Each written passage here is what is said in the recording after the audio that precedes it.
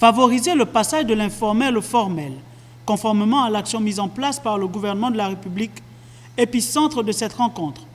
Pour optimiser leur temps de travail, les deux membres du gouvernement ont tenu à s'imprégner des offres de services de cet investisseur suédois.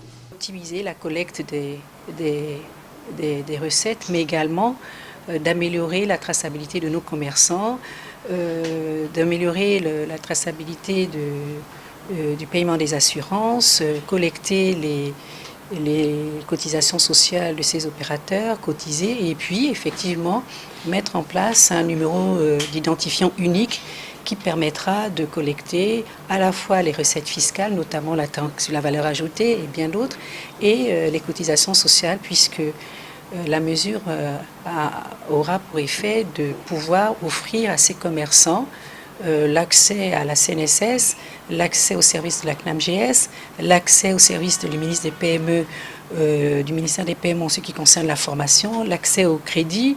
Et donc, il y a donc derrière tout ça une véritable volonté d'un service public au service du secteur privé pour améliorer cet environnement du secteur privé. C'est dans ce cadre que ces investisseurs ont présenté au ministre de l'économie numérique et celui du commerce leurs offres de services pour trouver des solutions visant à migrer du secteur informel au formel. Alors nous allons préparer une plateforme numérique qui permettrait aux acteurs locaux de pouvoir s'enregistrer et une plateforme de paiement avec les acteurs déjà existants, notamment au Gabon, vous avez Libertis et Airtel Money.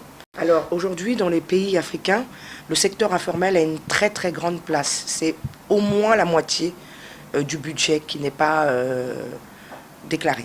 À terme, cette démarche va permettre au gouvernement de la République de pouvoir prélever directement des taxes auprès des marchands et réduire le secteur informel.